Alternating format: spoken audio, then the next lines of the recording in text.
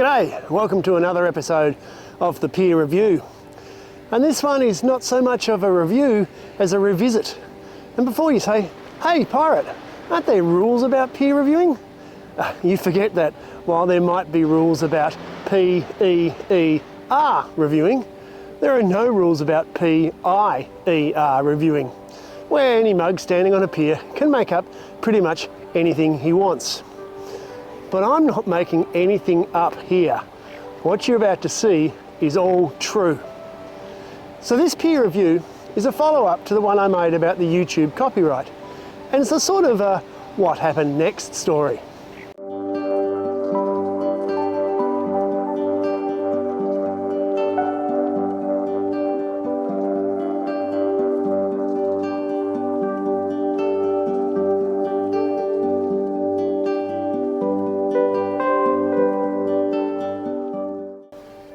In the previous video, I explored what happened when I uploaded a tribute video to my great-grandfather who died in the First World War, and I got hit with a copyright claim. If you haven't watched that video, I suggest that you go back and watch it before continuing here.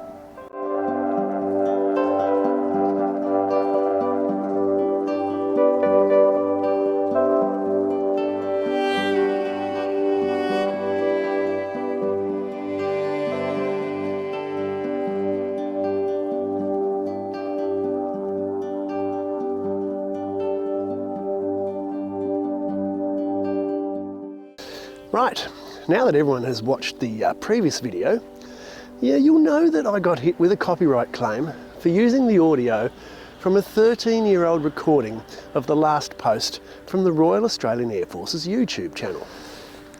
Except it wasn't a claim from the RAAF, but from Universal Music Group on behalf of South African composer Johann Vorster for his 2023 work Die Laaste Toptel Die Kaplan. But I was pretty sure that Vorster's work had sampled the RAAF audio and was prepared to dispute the claim.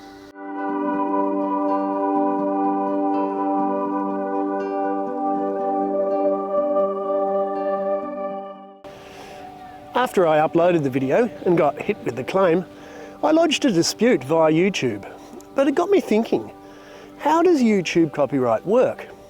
So I looked into that a bit further, and I found that this was a pretty common occurrence. People are being hit with claims for using content that's in the public domain because someone has also used the content in a piece of commercial work. Companies are effectively claiming ownership over compositions they do not own just because they used it once. There's very little hope that an appeal will revert that, because it will never likely be seen by a human that either YouTube or the copyright owner.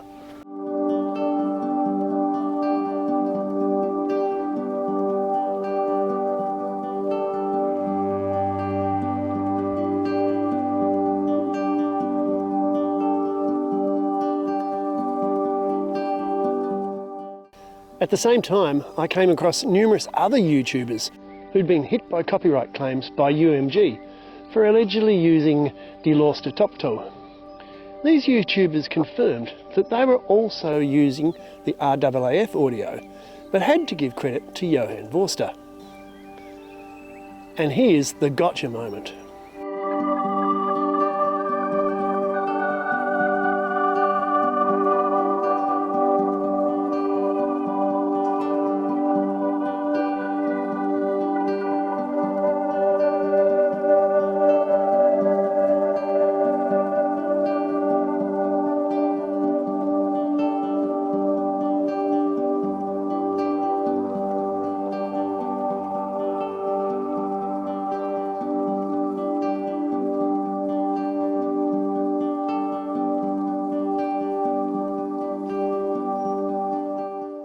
So I set myself up for a fight, but little did I know, instead of being a conflict, how much of a humbling and heartwarming experience it would actually turn out to be.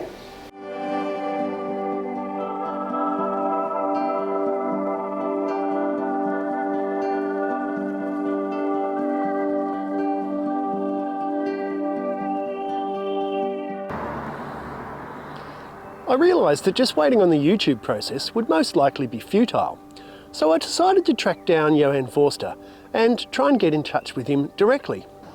Eventually, I got in touch with Afri Forum, which produced the original stage production of Die Kaplan.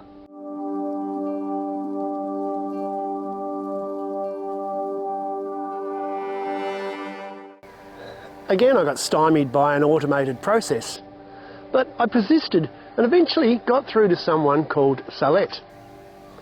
Salette undertook to get in touch with Johan Forster and his business manager. I was pretty impressed that Salette got back to me the same day with a response from Forster. Apparently, all I had to do was say that it wasn't the same song.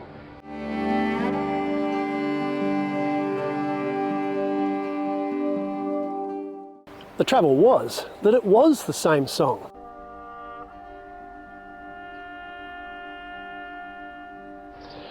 And it was not only YouTube and me that thought so. Shazam, Songfinder and Music Finder did as well.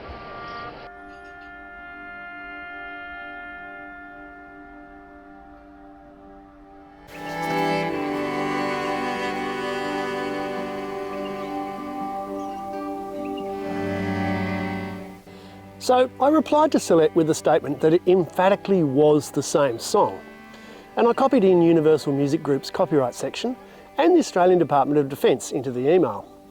I later forwarded it to Richard Marles, the Australian Minister for Defence, and also to the RSL. I explained that the main point of me persisting with the matter was because this was a much, much bigger issue than my own short YouTube video that very few people have watched. Go on, that's your prompt to like and share.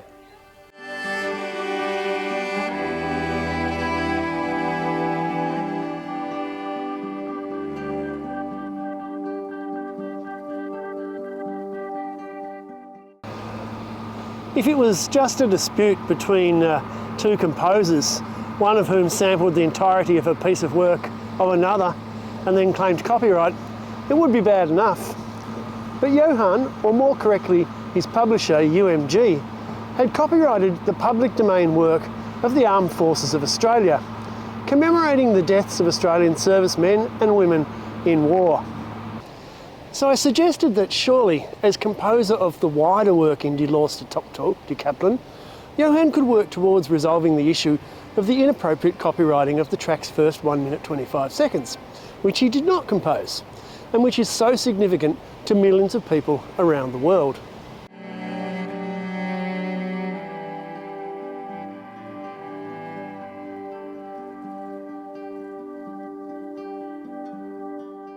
Well, that must have rattled a few cages, because the very next day I had received responses from both UMG South Africa and from the independent label which had released Die Kaplan.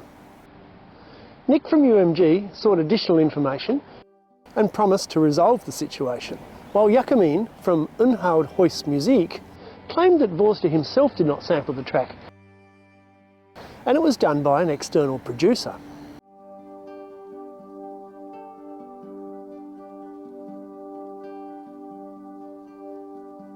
And he undertook to take the track down. And he tendered his sincerest apologies. I was not expecting that, and must admit that I was more than a little taken aback. I replied that maybe they could just remove the sample from the wider song and replace it with a performance by a session musician. I also reiterated that I wasn't just being petty, although many of my friends would be surprised by that, nor was I looking to protect my own content. But the issue was about the capacity of people to use the last post to remember their fallen family members who had served their country and died in war.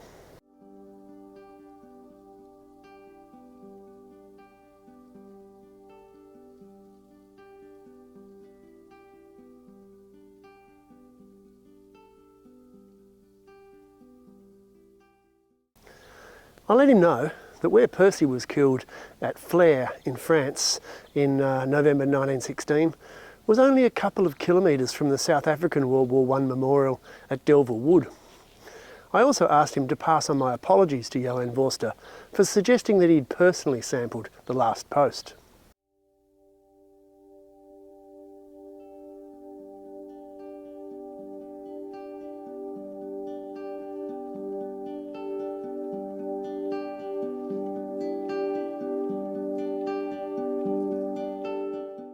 Nick from UMG got back to me the same day and let me know that all copyright claims had been dropped. And true to his word, Yakimin had arranged for the track to be taken down as this shot from Spotify shows. And when I uploaded a test video to YouTube containing the RAAF video, the checks came back all good.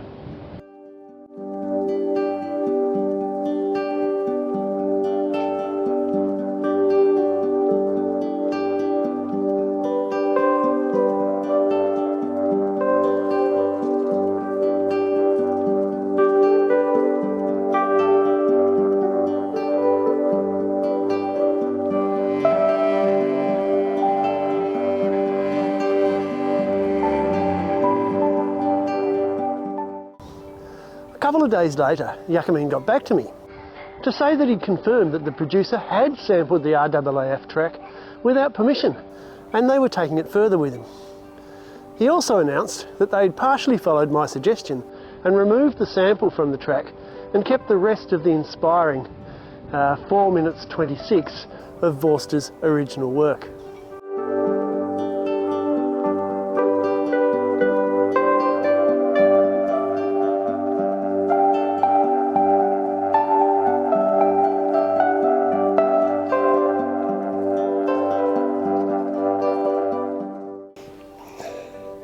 Now, as you would probably reckon, I was blown away that this insignificant pirate standing on a pier could actually have such an influence with a major record company.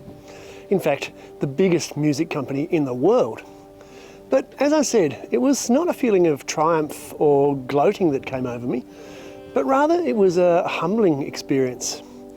The cooperation, understanding and sense of responsibility displayed by the representatives of Ungehoord Musik and the Universal Music Group, and how seriously they took the issue and rapidly worked to resolve it, is perhaps the last thing we've come to expect from the corporate world.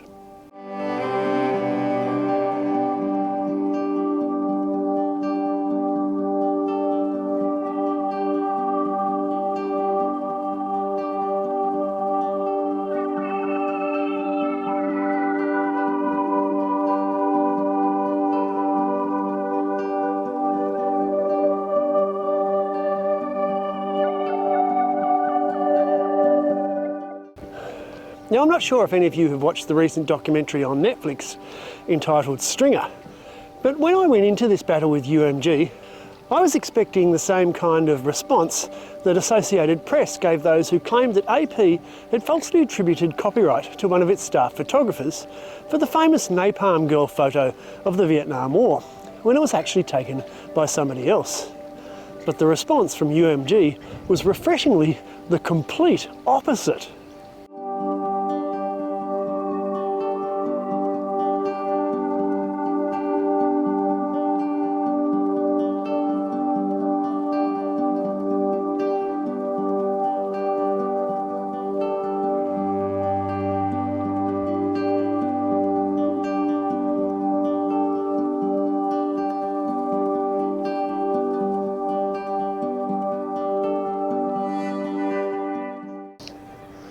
Because this was never really about a copyright strike, but about the capacity for family members to remember those fallen in war. My video was about my family members who had died, and Johan Vorster's musical De Kaplan was about those who'd served and died in South Africa's border war. Perhaps it's best encapsulated by Yakimin's words, quote, "It is really wonderful what you've done in commemoration of the veterans, and thank you for caring so much to follow this up with us, or we would never have known. Thank you for your understanding and kindness. I wish you all the best."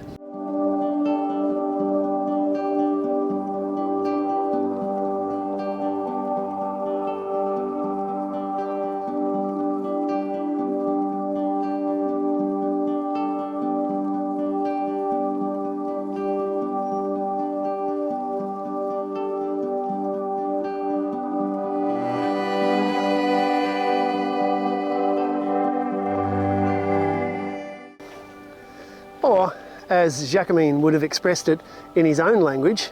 Liefste Steven, baie dankie vir jou appos. Ek vra om verskoning dat ek ook vandag eers geantwoord het. Dit is werklik wonderlik wat jy ter nagedagtenis aan die veterane gedoen het en dankie dat jy soveel omgee om dit met ons op te volg, anders sou ons dit nooit geweet het nie. Aan die onsterflike Suid-Afrikaners wat op die slagvelde van Afrika, Asië en Europa en op see die groot offer op die altaar van plig gelê het, is hierdie gedenkteken deur hul landgenote in trotse en dankbare herinnering gewy.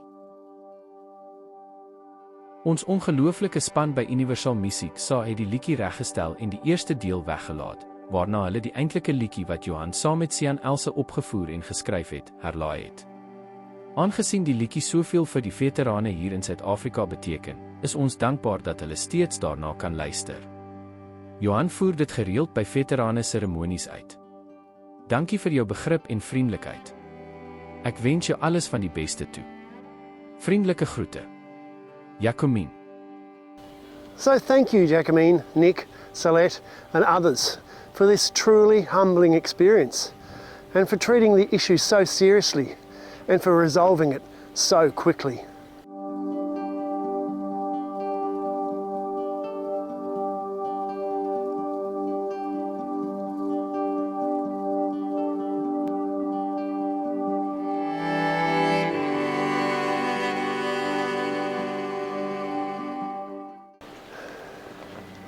But who did we hear nothing from? Well, despite a follow-up email to brief them on the outcome, what do we hear from the Australian Department of Defence and from Richard Marles, the Australian Minister for Defence, or in fact from the RSL? They were the ones missing in action, lest we forget.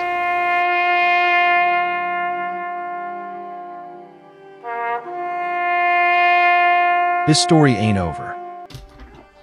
So let's see what Shazam does now. Now I've installed Shazam on this burner phone, so it's not the same phone with no histories. So let's just see how we go.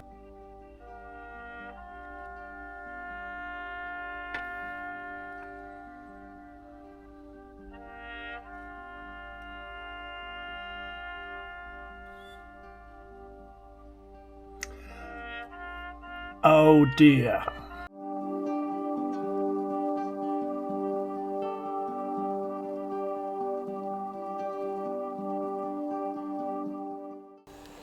Now that was shot 8 days after UMG had taken down the track and re-edited it. Seems like there needs to be another battle of the bots. Stay tuned for part 3.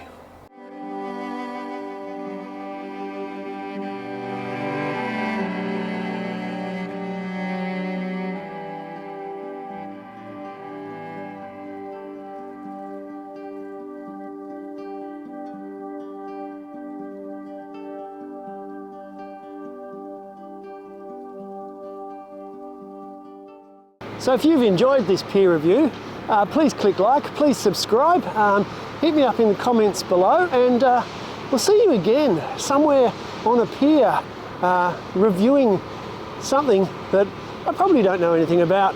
But hey, this is the peer review, where any mug standing on a pier can review something they don't know anything about. Thanks for watching. Catch you next time.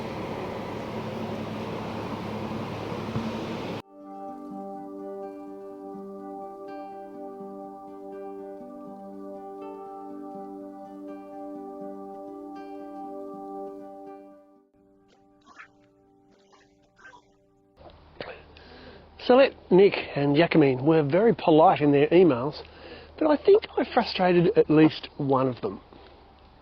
And it would be really ironic if I get a YouTube copyright strike on this one because it's picking up the Simon and Garfunkel music coming from the restaurant across the water. Oh well, fingers crossed.